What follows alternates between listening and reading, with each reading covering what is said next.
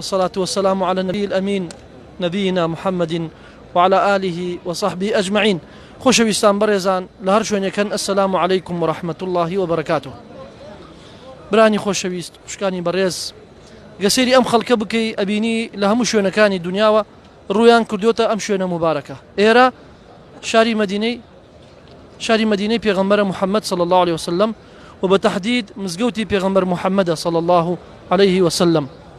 خۆشەویستان ئەگەر سەیری ئەم خەڵکە بکەی ئەم خەڵکە بێزار نین لە خاک و نیشتیمانی خۆیان و بێزار نین لە وڵاتی خۆیان و بێزار نین لە ماڵ و مناڵی خۆیان و دەست بەتاڵ نین و هیچ کەس پارەی خۆی نەدۆزیوەتەوە. بەڵام ئەم خەڵکەی کە ڕووی کردێتە ئێرە گەسەی ژمارەکەیان بکەی گەلێ زۆرن و ئەگەر سەیری نەتەوەکان بکەی سی زمانەکان بکەی خەڵکیشی جیاوازن لە هەموو شوێنەکانی دنیاوە ڕویان کردوتە ئەم شوێنە مبارەکە.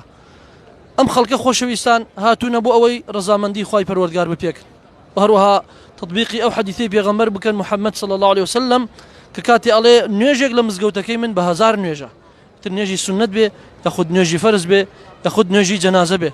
فبۆیە بەڕێزەکانم و هەروەها ئەم مزگەوتە یەکێکە لەو سوێ شوێنەی کە لە هەموو دنیا بۆمان هەیە شەد و ڕێحال بکەین یاخود سەفەری بۆ بکەین.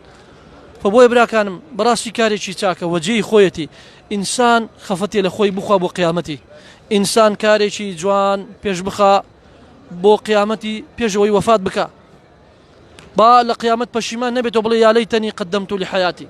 بەڕێزەکانم بەڕاستی کارێکی چاکە ساڵی جارێ یاخود ئەگەر هەر بۆت نەکرا لە تەمەەن تا جارێ بێتە ئەم شوێنە مبارەکە و ئەو ئەجر و پاداشتە زۆرە بەریتەوە و ڕەزامەندی خوای پەروەردگار بەریتەوە.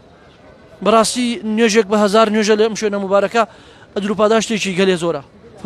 بەڕێزەکان ئەوەی فکری لێی نەکردوتەوە یاخود ئەوەی نەکردوتە بەرنامە لە ژیانیا بەڕاستی پێشەوەی بمرێ بە مەحرومی لەو ئەجر و پاداشتانە پێشەوەی بە خەسارەتمەندی بمرێ چونکە وەڵڵاهی ئەگە ئەم شوێنت لە دەست بچێ و عیبادەتی ئەم شوێنت لە دەست بچێ ئەوە تو مەحروم ئەبی لە ئەجر و پاداشتێکی زۆر و لە کارێکی خێری و لە کاری خێرێکی زۆر فهەوڵدن ئەو کارە خێرەتان لە دەست نەچێ.